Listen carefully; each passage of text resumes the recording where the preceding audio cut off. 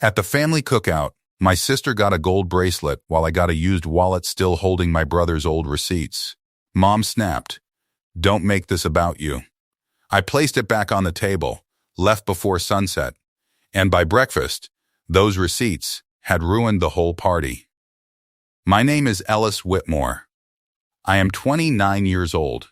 I am a freelance investigative journalist based in Atlanta, and I cover financial misconduct and local government accountability for a regional magazine called Atlanta Current and 2 online outlets. I read everything twice. I save what matters.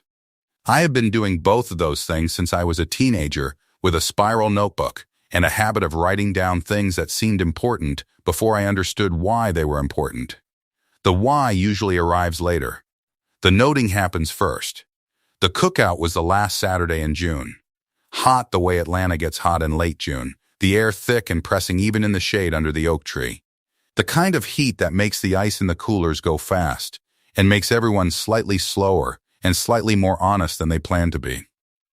I drove out to Decatur the way I always did, with a case of drinks in the back seat and the specific feeling of someone who has made peace with arriving somewhere he does not fully belong. I did not know the wallet was coming. I did not know what was inside it. I should have left it on the table without opening it. But I am a journalist. Reading things is what I do, and I do it reflexively, the way other people check their phones or adjust their posture. Something placed in my hands gets read. That is just what happens. My mother, Vera, is 57 years old. She retired 3 years ago from a career as a school administrator in DeKalb County that lasted 26 years, and she ran her last school the way she runs her house, with a clear understanding of who matters most and a talent for making that hierarchy feel like love rather than policy. She is warm in the specific way of people who have practiced warmth long enough that it has become genuine in its delivery even when it is not equal in its distribution. She hugs you hello. She remembers your food preferences. She asks about your work and listens to the answer and follows up the next time she sees you.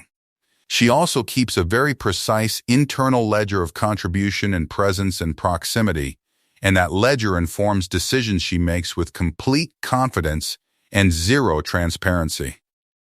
She is not a cruel woman. That is something I have had to work to hold on to, and I hold on to it still.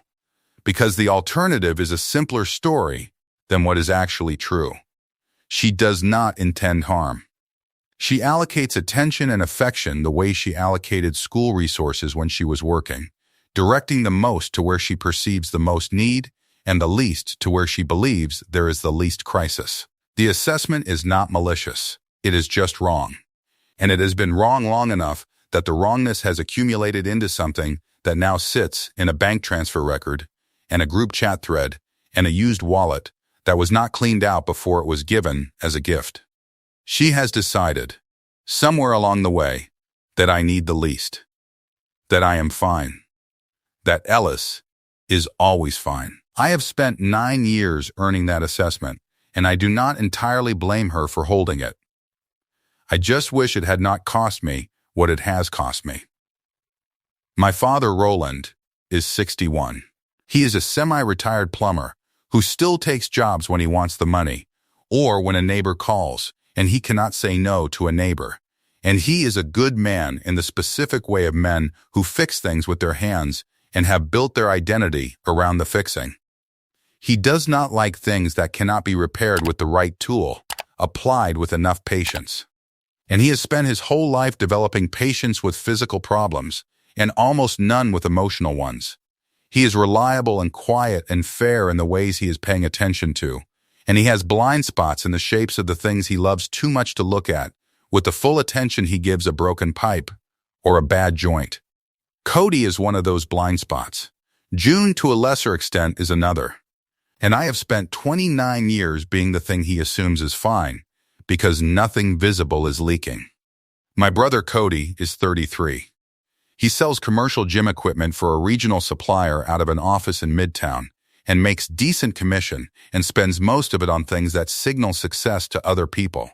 The truck, the apartment square footage he mentions in casual conversation, The watch he bought when he closed a big account 2 years ago, and which he has worn to every family event since. Cody is loud in a way that reads as confidence and certain in a way that reads as authority, and he fills a room with a physical ease that I have spent my entire life observing and have never been able to replicate, not because I lack the ability, but because I lack the interest. I do not want to fill a room. I want to understand what is happening in it. My sister June is 26. She is the youngest, and she has been treated accordingly her entire life, which is not something I hold against her. June did not design the system that benefits her. She is genuinely kind and genuinely warm and genuinely unaware of most of the dynamics I am describing here, which is itself a product of how she has been raised. When you are loved fully and softly from the beginning, you do not develop the habit of noticing what love looks like when it is rationed. You just receive it and move forward. I find that I cannot be angry at June for any of this. She is the youngest daughter in a family that treats its youngest daughter like the answer to a question nobody asked. That is not her fault. I am the middle one, the one who moved away, the one who built something quiet and professional in another city and did not call home enough, and did not make it to every holiday, and did not remind the room of his presence by simply being in it the way Cody does. I understand how that reads. I understand that my absence cost me ground I did not know I was losing until I showed up and found that the ground had been redistributed. 14 months before the cookout, my parents' house needed a new roof. The old one had been on since 2009, and 2 separate contractors had come out in back-to-back weeks and used the word liability on both visits, which is a word that tends to move a timeline faster than any other word in home repair. My parents had money saved, but not quite enough, and the rainy season was 6 weeks out, and the pressure was real. Cody called me on a Thursday evening. He said he had a contractor lined up. He just needed a short bridge to cover the deposit and first payment while he waited on his commission check to clear. He gave me a number, $4,800.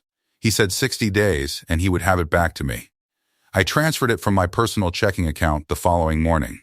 I want to be precise about this because precision is the foundation of everything I do professionally, and because precision is also what survives a dispute when the emotion burns out and you are left with the record.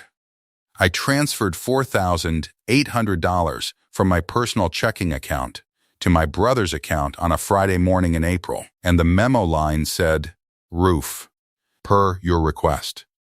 I typed that memo myself. I was very specific. I am always specific.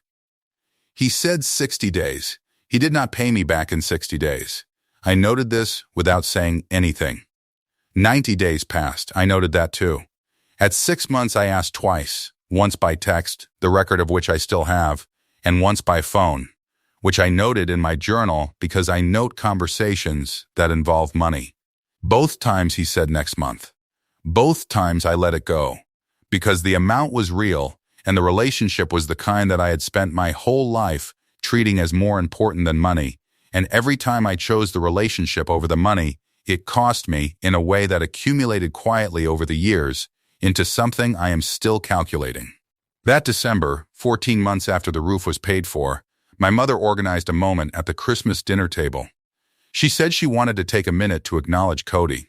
She said the roof repair had been weighing on her and Roland for months, and Cody had just stepped up and handled it without being asked, and she was grateful to have a son like that. She said it warmly. She meant it.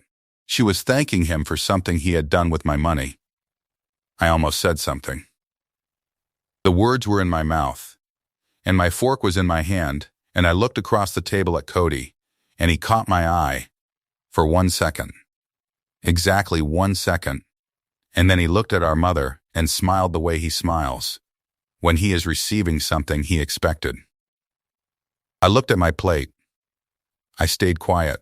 I told myself it was not the moment.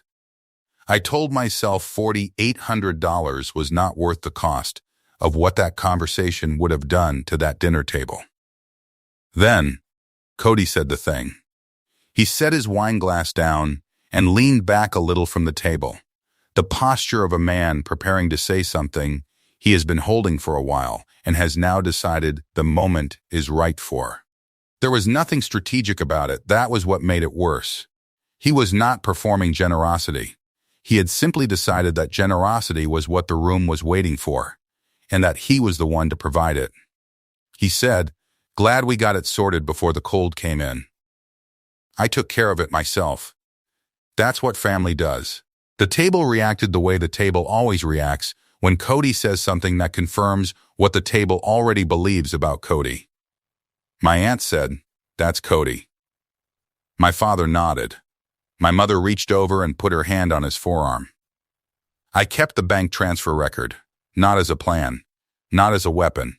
I kept it the way I keep everything important, because I read things twice and save what matters. And what those receipts represented was a fact. And facts are worth keeping even when you do not know yet what you will do with them. I have been a freelance journalist for 5 years, which means I have been paid and unpaid in alternating cycles, and have learned to treat financial uncertainty as a professional condition rather than a personal failure. I write for Atlanta Current, which is a regional magazine that has been covering local accountability for 11 years, and 2 digital outlets that focus on government spending and institutional conduct. I am not a national byline. I am not someone who appears on panels or whose name comes up at industry events. I am someone who attends meetings that the public has the right to attend, but rarely does, reads documents that are technically available, but require effort to locate, and writes up what I find in language that does not require a law degree to parse. The work requires a specific relationship with patients that most people find uncomfortable. You sit in a public meeting for 3 hours waiting for one sentence. You read a 200-page procurement file looking for a single number that does not line up. You file a records request and wait 6 weeks for a response, and when it comes the relevant page is redacted, and you file again. The timeline on a good story is never the timeline you want it to be, and the only way to do the work well is to stop fighting the timeline and let the document tell you when it is ready. The skill is noticing, not analysis exactly, though analysis comes later. The skill that comes first is the ability to read what is actually in front of you rather than what you went in expecting to find. You have to be willing to let the document say what it says rather than what you need it to say. You have to be willing to sit with information that does not yet resolve into a story and trust that the shape of it will become clear. I had been practicing this skill on my family for 29 years. The steak order, the Christmas speech, the tissue paper in the gift box for June, and the paper bag for whatever came to me. I had been reading these things accurately for a long time and doing nothing about them because I had decided, over and over, that the relationship was worth more than the correction. That decision had a cost I had been paying without adding it up. The last Saturday in June, I sat at a cookout in Decatur with a cold drink and a paper plate and watched my family be my family. And I thought, the way I sometimes think in the middle of ordinary situations, about what the document of this day would look like if someone were to write it up, what the record would show, who got what, in what order, wrapped in what. I thought about that and then I stopped thinking about it because the moment was not there yet. The moment came at 4 in the afternoon. The gift table was near the back porch. I had noticed it when I arrived, a folding table with a few things on it, which at a family cookout usually signals a birthday or a milestone of some kind. Nobody had mentioned a birthday. Nobody had mentioned a milestone. When my mother gathered people together around 4 and said she just wanted to do something nice for her kids, I understood that this was the kind of gesture that does not need a reason, or rather that the reason is the gesture itself, the choosing, the wrapping, the particular quality of attention given to the choosing and wrapping of one thing versus another. June went first. My mother lifted a small square box, the kind that comes from a jewelry store with the store's name embossed on the lid, and she held it out to June with both hands. June untied the ribbon carefully, the way she does things, and lifted the lid and pushed the tissue paper aside. She pulled out a gold bracelet, simple and real, the kind that costs enough to mean something and reads as something to everyone in the yard who saw it. My mother said she had seen it and thought of June right away. June said it was beautiful and put it on and held her wrist out so people could look. My father came over from the grill to look. Cousin Angela took a phone photo. I watched this. I felt what I always feel at these moments, which is not jealousy in the burning sense. It is something quieter. The feeling of being accurate about a situation that you would prefer to be wrong about. Then my mother reached back to the table. She picked up an item and held it across the table toward me. Not with both hands. Slid it across the folding table the way you slide something to someone when your other hand is busy with something else. It was a wallet. Brown leather, worn at the corners, with a faint circular mark on the front where something had sat on it for a long time. The kind of wallet that belongs to someone who has been using it for years and has stopped seeing it. She said, "Got you something too."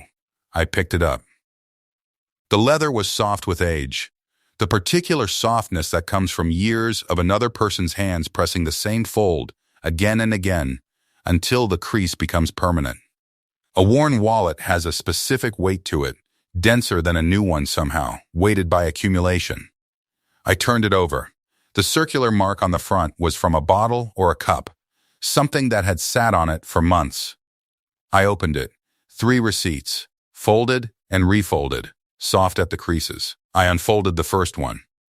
Decatur Roofing and Repair, invoice date 14 months ago. Services rendered, full roof replacement, materials and labor.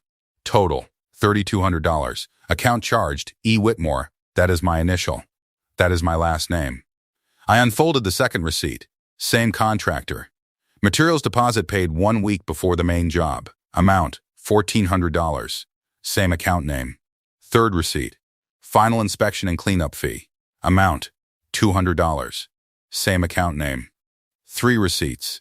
Total, $4,800. All 3 receipts. From the roof my brother had taken a standing ovation for at the Christmas dinner table, in my name, because they had come from my account. Because the money that paid for this roof was mine, and because Cody had been carrying these receipts in his wallet for over a year and had apparently never opened this particular section. He gave the wallet to my mother. My mother gave it to me. She did not check what was inside it. She did not know what she was handing me. But she knew what she was giving June. I set the receipts on the table, face up. I set the wallet on top of them.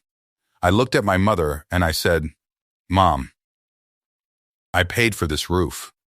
These receipts are from my account. I transferred the money to Cody 14 months ago." She turned from a conversation with Aunt Sylvia. She looked at the receipts on the table. She looked at me. Her face moved through something fast, something I recognized from years of watching people be told true things they did not want to receive. "We can talk about this later," she said. Her voice had the measured quality of someone managing a situation before it becomes a scene. "I'm just noting it," I said. "The receipts have my name on them. Don't make this about you," she said. She said it with the firmness of someone who has made this statement work before. "Ellis, not everything is a story." Aunt Sylvia had gone very still. The yard was not silent. There were conversations happening nearby, a kid shouting about something at the fence, the grill still crackling. The folding table was its own small world. I looked at the receipts. I picked up the wallet. I put the receipts in the wallet. I put the wallet in my pocket.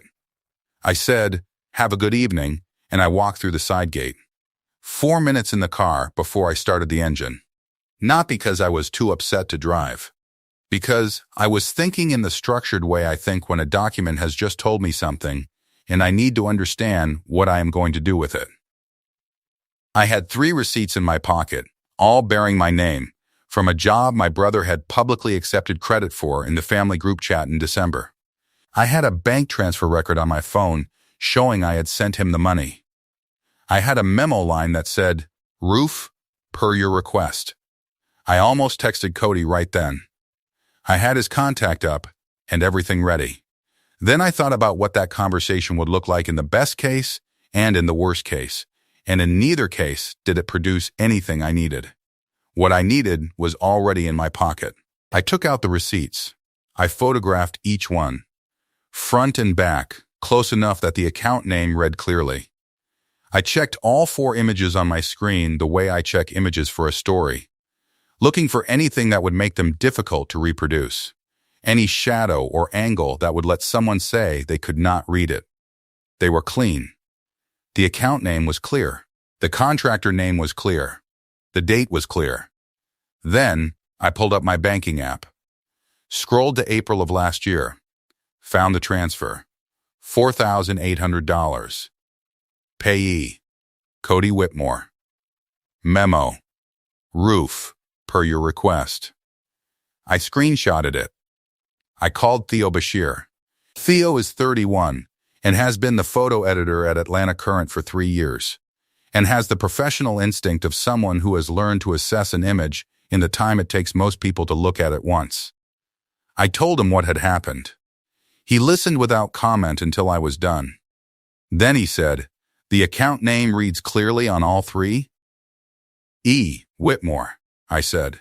"All 3 receipts and the transfer screenshot. Send them to me," he said. I sent all 4 images. He called back in 5 minutes. "These are clean," he said. "Everything reads.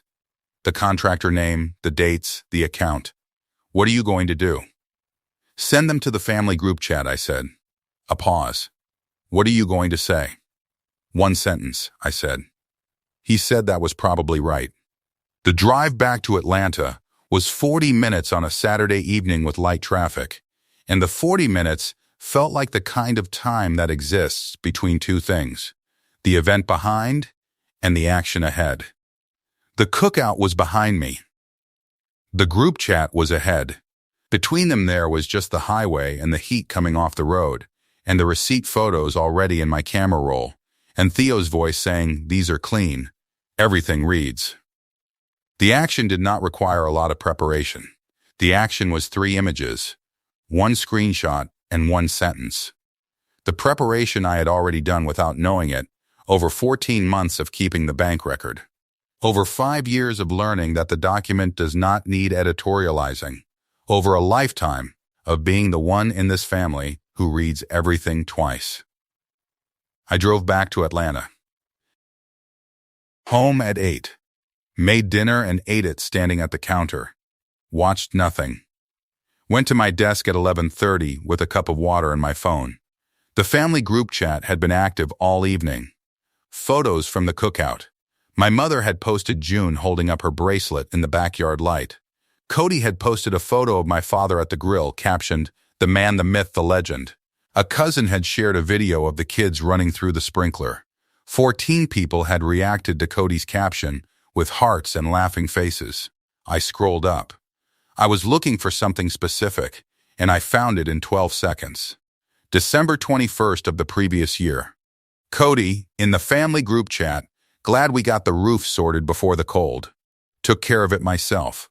That's what family does." 14 thumbs up reactions. My mother had replied with a heart emoji. Aunt Sylvia had replied, "So proud of you, Cody." I scrolled back to the bottom of the chat. I attached the 3 receipt photos and the bank transfer screenshot. In the text field I typed, "These receipts were inside the wallet I received at the cookout today. The account name is mine. The transfer record is mine. The roof was paid for with my money." I almost added a second sentence. I had written it in my head. I deleted it before it touched the screen. 1 sentence was the document. 1 sentence was enough. I sent it at 11:47 p.m.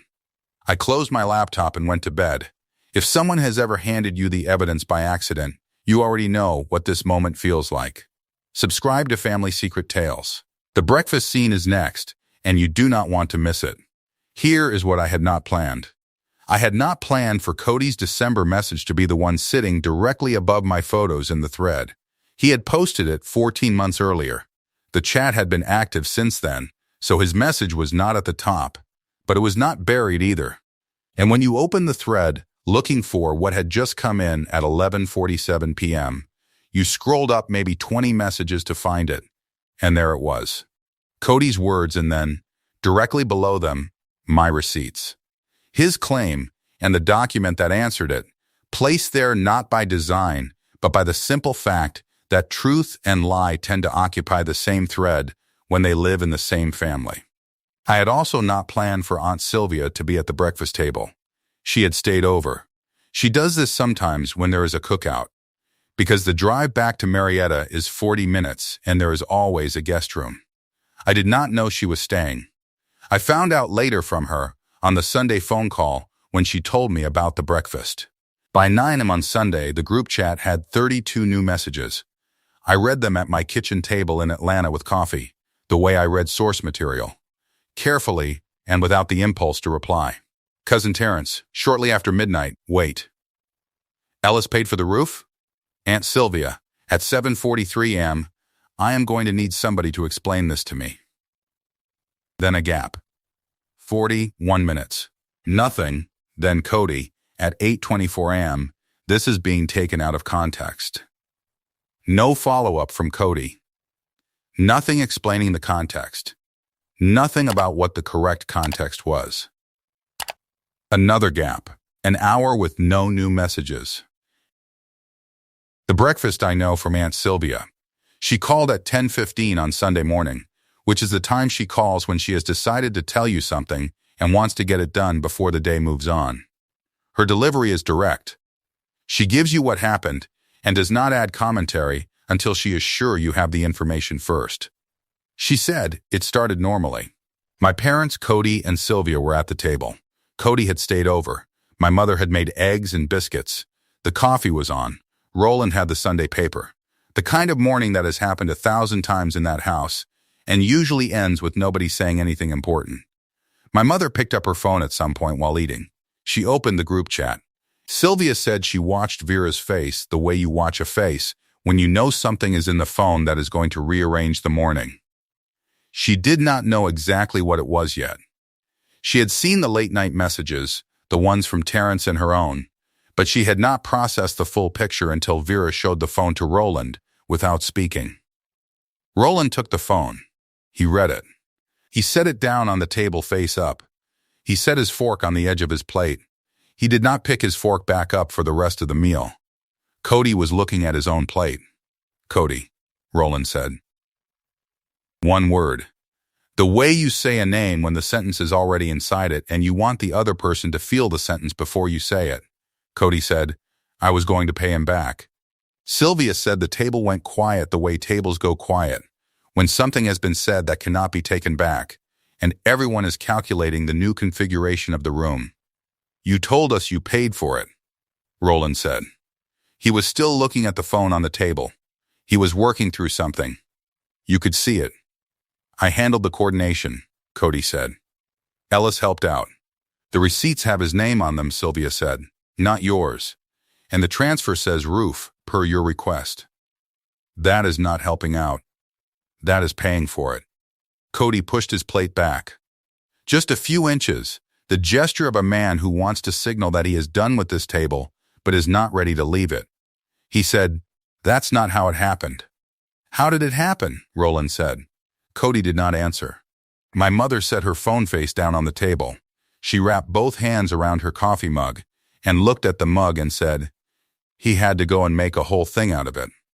Sylvia said she turned and looked at Vera when she said it. Just looked at her.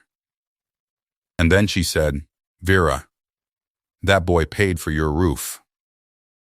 My mother did not answer for a full minute. Sylvia counted 60 seconds of my mother sitting with her coffee and not speaking. Roland stood up from the table.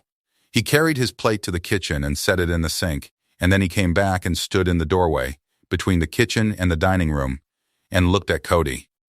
When were you going to tell us? He said. Cody said, it was between me and Ellis. It wasn't, Roland said. You made it in front of this whole family at Christmas. You stood up and took credit for something that was not yours. That's not between you and Ellis. That's a lie you told this whole family. Cody did not respond to that. Sylvia said she looked at the table at that point. The eggs had gone cold. The biscuits nobody had touched in 10 minutes were sitting on the plate like something from a different morning. My mother was still holding her coffee mug with both hands. The mug was probably cold too. She was not drinking it. She was just holding it, and her face had the look of a woman who has managed a great many difficult situations and has now encountered one she cannot manage with the tools she normally uses. Because the tools she normally uses are warmth and redirection, and the gentle pressure of her preferred narrative, and none of those tools worked on a bank transfer screenshot with a memo line that said roof. Per your request. Cody said, quietly, mostly to the table, I was going to tell them eventually. He said it to nobody in particular. Sylvia heard it. She filed it. Roland went to the back door and stood there looking out at the backyard where the cookout had been the day before, folding tables still not put away, ash in the grill. The oak tree throwing the same shade it always threw at 10 in the morning. He stood there for a while without saying anything. Cody called on Thursday. I let it ring through to voicemail. He left a message. He said he wanted to explain and that things were more complicated than they looked in a text message, and that he did not think it was fair to put it in the family chat without talking to him first. I listened to the message once. I did not call back. He texted on Friday, working on getting you the money. I replied, okay. My mother called on Sunday. She said she hoped I was doing well. She said she wished the cookout had gone differently. She said, we just wanted it to be a nice day. I said it was a nice day up until it was not. She said she had not known what was inside the wallet. I said I understood that. I did not say what else I understood, which was that she knew exactly what she was putting in the box with the tissue paper and exactly what she was sliding across a folding table in a paper bag. The contents of the wallet were accidental. The decision behind the gifts was not. Aunt Sylvia called Sunday evening. She said she was proud of me, which was the same thing she had said when she drove 2 hours to Atlanta for my first published story. When nobody else came, when I was 23 and did not yet know what the work would become. She said, your mother didn't plan what was in that wallet, but she planned what was in the box. I said I knew. Okay, she said. Just wanted to make sure someone said it out loud. 6 weeks after the cookout, a transfer arrived in my bank account. $4,800. Sender, Cody Whitmore. No memo. I looked at it for a moment. No explanation. No call ahead to say it was coming. The money appeared the way it had left, without announcement, without the ceremony of an apology or an acknowledgement, or even the courtesy of a memo line. It was a number in a column, and nothing else. I moved some of it to savings and set the rest aside. I did not text Cody to confirm I had received it. He had not texted me to confirm he was sending it. We were even on silence. At my grandmother's birthday dinner in August, I sat at the table with the family and ate and watched the room. Cody was there. We were civil. The specific civility of two people who have agreed without discussion to manage a smaller version of themselves in shared spaces. He did not bring up the roof. I did not bring up the roof. Nobody brought up the roof. But something had shifted, not repaired, because repair would require someone to name what had broken, and this family had filed the event into the category of things we do not name. Shifted is the right word. The geometry of the room was different. Roland looked at me differently at the birthday dinner, with more of the direct attention he usually directed at Cody, and I recognized the adjustment even though he never named it. My mother asked about my work more than she usually did, and listened to the answer more than she usually did, and I noted the difference without placing too much weight on it, because a dinner does not reverse years of arithmetic. Aunt Sylvia sat next to me and talked about my work for half an hour, and other people at the table listened. That was different too. I noted all of it. I filed it without comment. I drove back to Atlanta. The wallet is on my kitchen counter. I kept it. The brown leather, worn at the corners, soft from years of my brother's hands. A good wallet, actually, better than most things I have been given. I keep it on the counter near where I set my keys, and every morning when I reach for my keys I see it. And most mornings I do not think about any of this. I just see a wallet. The receipt photos are still in my camera roll. 4 images. Clean and legible. I have not deleted them, and I will not delete them until the matter is completely closed, and I am not certain yet that it is completely closed, which is also something you learn in this work. Not every story closes clean. Some files you keep open longer than you expected. Some documents you carry forward because the case is still in motion even when it feels settled. What I know is this. My family gave my brother credit for something I paid for, and they did it publicly, and they let it stand for 14 months. And then they put the receipts in a used wallet and gave it to me as a gift. They did not know what was inside the wallet. That part was accidental. But I read what was inside it. Because reading things is what I do. And I saved what mattered. Because that is also what I do. And the rest of it, the breakfast and the silence and the shifted attention and the transfer that arrived without a memo, all of that followed from those two habits, and nothing else. I placed the wallet back on my counter. I picked up my keys. I went to my desk. There was a story I was working on about a procurement irregularity in the city council. It had nothing to do with any of this. Nothing to do with cookouts or wallets or brothers, or the particular weight of being the one in a family who notices things and has to decide over and over what to do with what they notice.